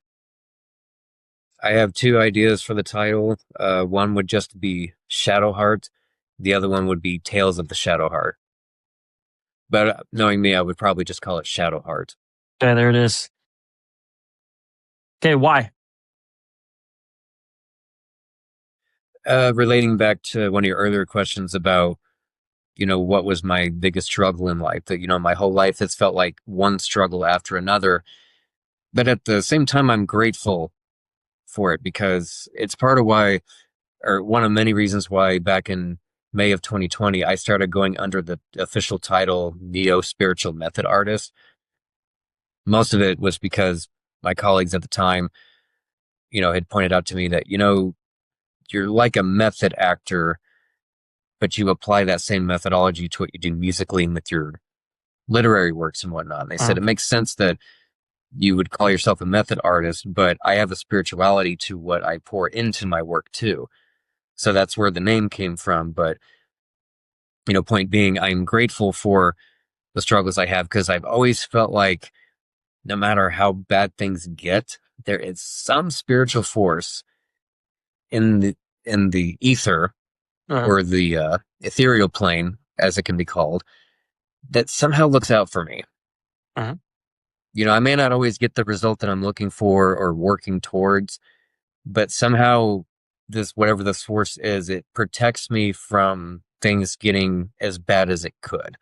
And that's uh, even when things can get really bad for me. yep. But that's part of why you know, I'm a firm believer in spirituality because again, I'm living proof I should be dead and I'm not. Hmm. Just like I should probably not be as healthy as I am, but I keep up with good diet, exercise, routine, and of course chiropractic. But yeah, shadow heart would be the best way to describe it because my heart has always felt enshadowed from all the struggles I have faced and all the hate and rejection I've had to deal with from people, whether it's family, friends, or past loved ones. But it's made me stronger. It's kind of like, back to the character of Batman. He is a righteous figure and he's dark because of what he's been through, Uh-huh. but he always pierces through that darkness and does what's good. I like that. And Okay. someday I will have an autobiography. I'm thinking about doing it when I reach the age of 50, if I make it that far. I feel like Nice. that would be kind of a good turning point. Okay, here's a book. Here's my life because I remember so many things, even from my youth in exact detail. So that's kind of my plan is if I reach the age of 50, that's when I'll release it. I like that. See, I wouldn't expect anything Not less, that anyone's going Ross. to read it. Well, not that anyone's going to read it if I do make it. It's just more so that, okay, here's a piece of work where after I'm dead and gone, people can get a closer look at what my life was like. Yeah. That'd be good. I like that. I would read it. Oh, you'd be the only one. Okay. I'll make sure to So sign it for you before I cry. there we go. Perfect. Okay, so we have two things left. So this part of the podcast now is for you. So this is like your time to share with the audience anything you want, any new stuff coming out, anything, any way you want to market yourself. This is your time. So you can use it as much as you want. For now, all I can say is I do have a new song coming out New Year's Eve this month.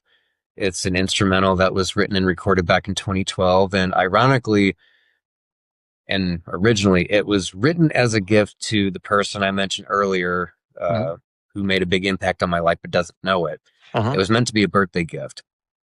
And I wrote it also in part to act as like the epilogue to the first chapter of my first trilogy, but she never got to hear it.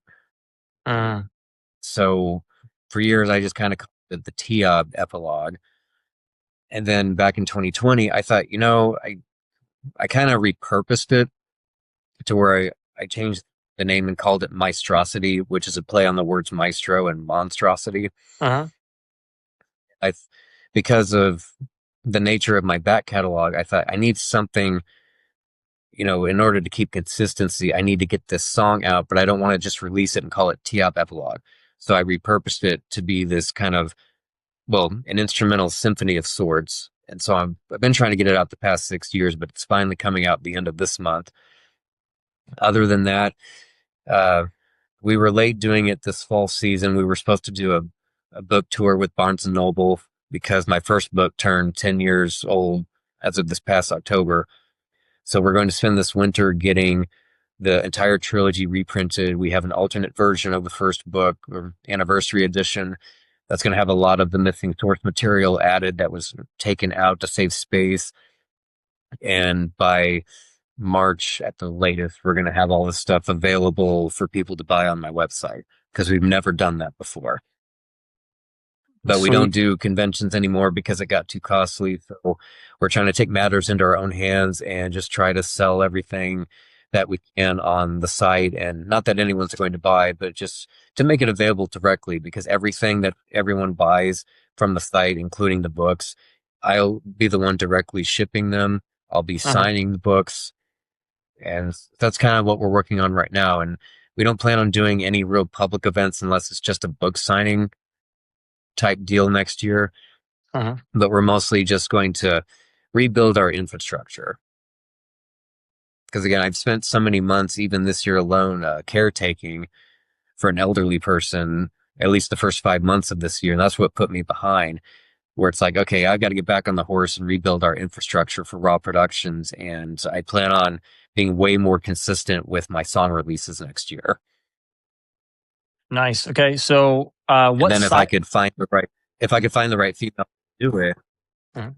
Oh, sorry. I was going to say, if I could find the right female to do it, it was supposed to come out this October, ironically, but I have a song. It's a ballad called Beyond the Dark, which you may remember. I think we tried to play that live, We might have. which back then it was like a very long, it was a very slow 10-minute song back then, but I repurposed the whole thing. It's still going to have the same name, but I shortened it and made it more mainstream sounding. It was supposed to come out in October, but I'm on the hunt for a female that can duet with me on it. Uh, So that's going to be one of the things I work on, is being that accomplished so I can release the song next October, because this year it turned 20 years old already, which is nice. one of the things that makes me feel like a dinosaur in today's digital age, because the style that I play and have been doing, I've been doing it for over 20 years. My musical style doesn't fit in with what's popular these days. It wasn't even Mm. popular then. And Yeah. that's why I just kind of throw my hands up and say, you know what? I can't compete with this world of influencers, so to speak. So I just release things when I can, and people can take it or leave it. Nice. I like it. So a couple things. So first, I might know somebody that could do it with you. I'll talk about that later. And then two, what is the site called so that people know where Awesome. to go? And then how do people find you? You just type in my name, Roz Wickham, which is R-A-Z. Last name that's Wickham. And if you're just looking for my website, it's just roswickham.com. Okay. And of course, I'm on uh, all the social media pages, such as, or well, I guess it's called X now. And then, of course, TikTok, Instagram, Facebook, LinkedIn. It's hard to keep track of all those, but I only use social media mainly just to market my stuff. But yeah, just roswickham.com. And of course, I'm on IMDb as well. But anytime I've got something new to market, I immediately post to the social media pages so anyone can find me there. When you've done this stuff as long as I have on the level that I have, you can't hide. If you Google my name like that, I own the knowledge. They call it a knowledge panel, which means when you, like, for instance, when you type in a celebrity's name and then it shows their photo, it has a little bit Uh-huh. of info about them. Uh, anyone anyone can own their knowledge panel. You just have to go through Google and you have to show like a photo ID. And what sucks is you can't update it manually anymore. Mm, Somehow it gets updated by some administrators based on how much content they see based on what you're doing as an artist or a professional. But got it. point being, I'm very easy to find online. Sweet. Okay. So this is the last part of the podcast, one of my favorite parts. So what I do is I have the guest basically answer the previous guest questions and make a new question for the next guest. So Mhm. you don't know what question this is, and that's the best part. And you're going to answer it, and then you're going to create your own for whoever we have for the next episode. So are you ready for your question? Bring it on. Okay, here we go. So the question is, What do you think makes up a fulfilled life? Being true to yourself, or being true to thyself in the old school terminology, Okay, explain. and in more detail, doing things, uh, living life that is healthy for you, and not just in a physical sense, but spiritually, like or following the path of whatever your calling is, Mhm. instead of letting the world dictate what you're supposed to do, what you're interested in, following what you're truly passionate about. Because ironically, the tagline for this new song I'm releasing at the end of the month says, "Without vision, people of the world perish." And part of that plays into the sense of when we lose our passion, we just become nothing but drones Mhm. in a society that doesn't want us to break free of the chains. Yep. So, yeah, I would And say, following your passion. okay, I like it. Okay, so now what I know my question? life would Oh, be even more. sorry. Oh, I was gonna say my life would even be more miserable over the years if I didn't follow my passion. So Mhm. to me, that's the most fulfilling thing you can have. And there's different things that lead from that. That could be, allowing whatever it is you're passionate about to help raise your family, help those in your circle, those around you in general, but just never neglecting your passion slash calling. Yep, that makes sense. Passion's contagious too, and I don't think people realize that. Like it doesn't matter what you're into, if you're passionate about it, people tend to watch and they tend to want to know why. Why are you passionate, right? It gets people really curious. It's contagious. I think that's part of why it was easier for me to find band members back when I did.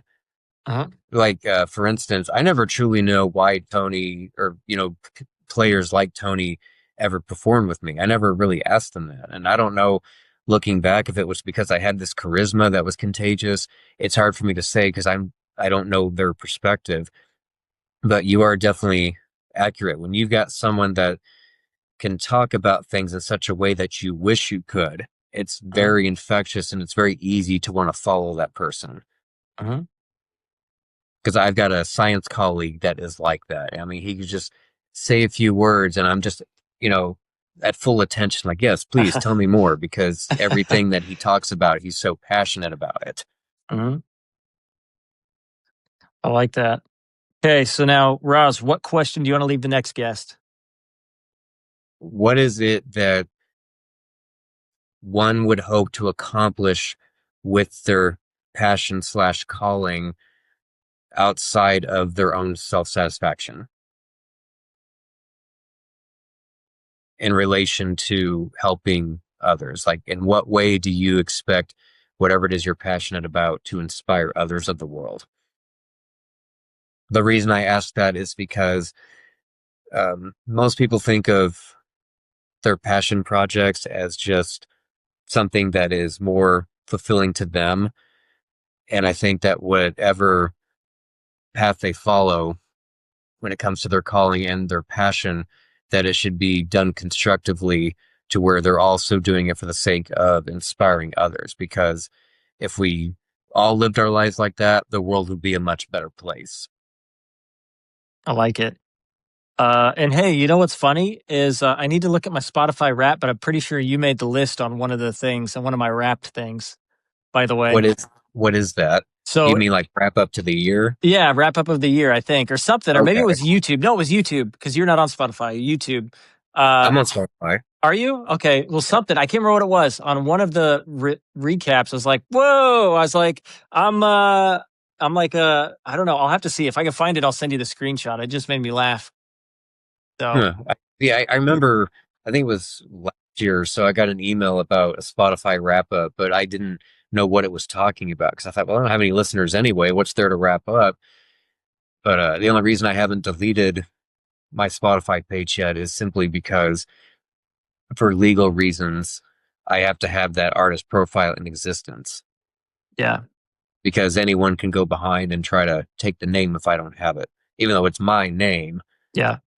Because even this past summer, I just recently trademarked the name The Edge of Beyond, which will Mhm. cover any form of music, both in digital or physical form, as well as the books in physical or digital form.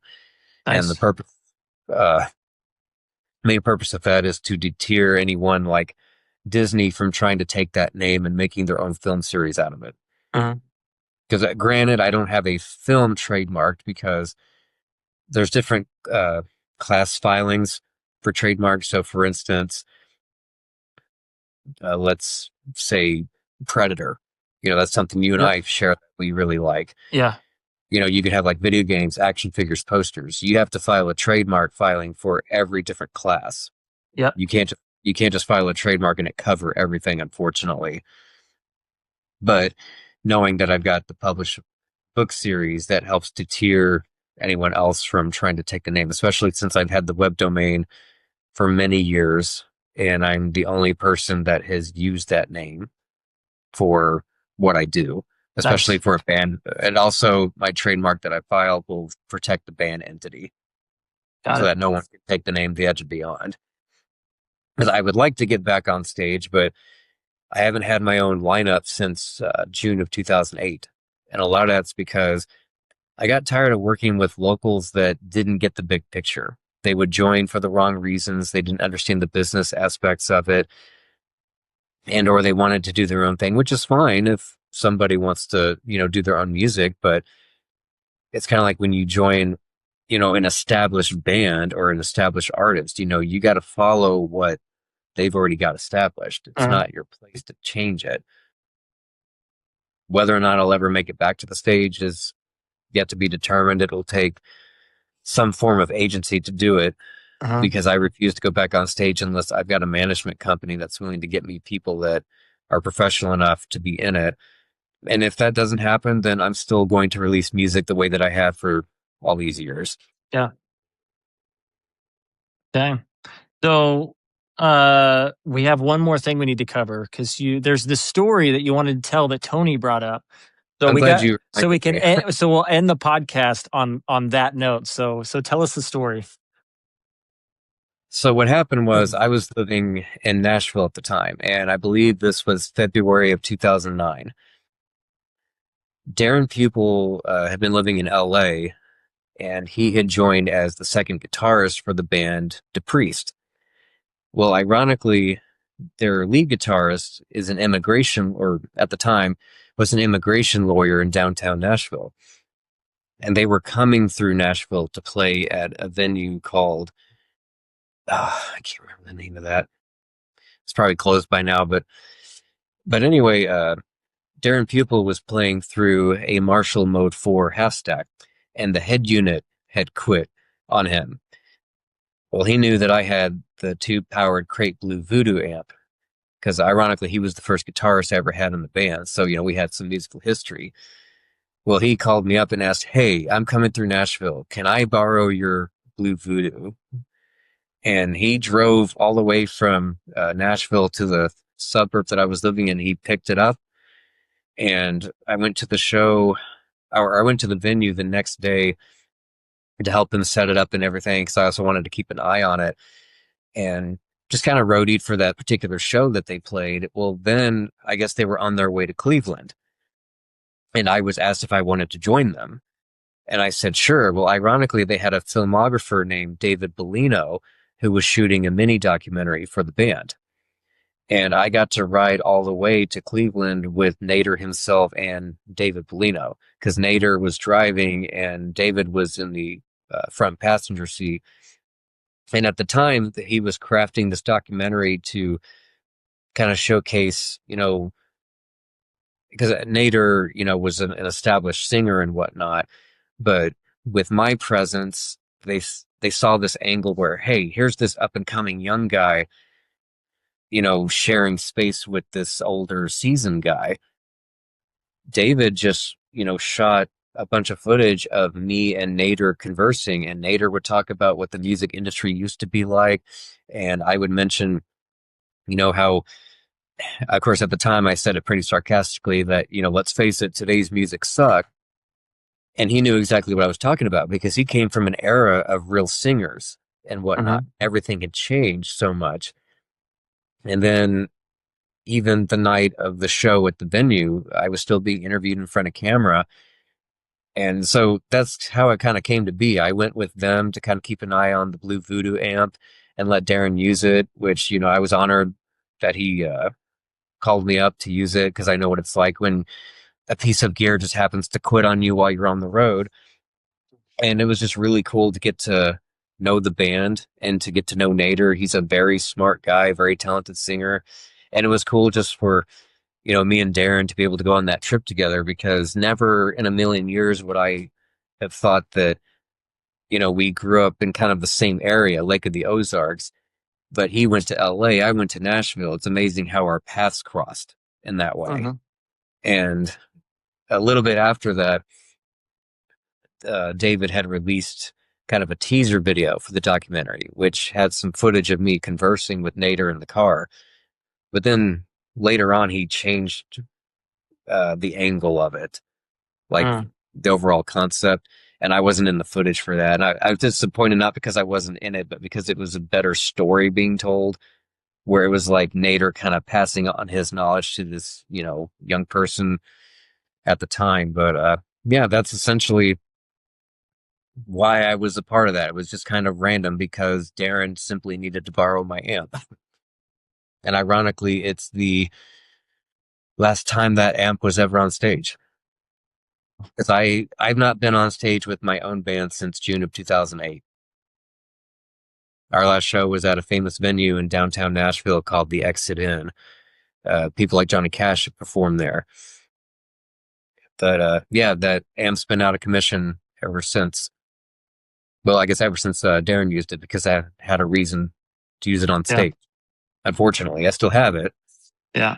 but Man. yeah, it was just a kind of weird twist of fate that I got involved with that at the time. I just happened to be there at the right time because he knew me and needed to borrow the amp, and then they liked the idea of me going with them to help roadie and whatnot, and they ended up coming back to Nashville in 2012, the last year that I lived there, and I kind of did the same thing. I roadied for them, and it was because of that.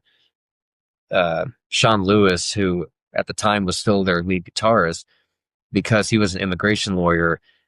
For whatever reason, Nashville was doing this talent show for lawyers. And because he was the guitarist for it, they changed the name back to London. That's what the band originally was. But when Nader was kind of doing his own thing, it was just called The Priest. But Yeah. then it ended up going back to the name London. Well, because of this lawyer related talent show, I got to help roadie for them at the actual Grand Ole Opry in Nashville. And it was the first time in history that a non country act had ever played on that stage. Mm. And it was so cool to be able to go throughout the venue, actually be on side stage, help them set up, and then actually see all the fancy dressing rooms. And there's a photo on his Facebook that I was the one that took of the group photo in front of the big mirror in the dressing room. But yeah, long story short, that's how that came about, ironically. That's awesome. Well, I'll make sure Tony watches this episode so he can see what happened. Yeah, you just tell him, like, just skip to the end. That's the good part. Nah, I'm sure he'll watch the whole thing. Well, So, and again, we'll do this again because there's more to mhm, share about, things outside of the questions we went through tonight, which were mhm, great questions, by the way. But yeah, and we'll definitely schedule something mhm. again because there's definitely more I'd like to share, even with my experiences playing with you and Tony. Yeah. No, agreed. Yeah, because we have the Welcome to the Hot Seat episodes. That's the fun little question ones that you've seen where we ask each other questions. So Yeah, yeah, I'd be more than happy to have you on for sure. that will be fun. I got some really good questions for you. Good. I'm stoked. So I am but yeah, looking man. forward. I am looking forward to seeing that bass again because that was the first stringed instrument I ever played on. Okay, well, hey, Roz. So before we close out, so what do you want to leave the audience with? Just try to ignore. It's easy to get caught up in all the noise from the world, whether it's politics or just the evils of the world in general. Just try to cancel it out as best as you can. It's best to be vigilant and pay attention enough just to know what to stay away from. But in general, just focus on whatever it is that you're passionate about and cancel out the noise. whether that's play an instrument, do a painting, go to a movie. Just don't let the negative noise of today's world get you down because that's all it's meant to do. And you're never going to get anywhere if you get so soaked up in that. So all I say is just focus on what you've got to do in life and make art or do whatever it is that you're passionate about. You're Okay. not only doing the world a favor when you do that, you're doing yourself a favor too. 100%. Yep. Okay. Well, Roz, on that note, thanks again for hopping on, and I'll see you soon. Okay. Yep. Thanks for having me. I'll see you again. Okay.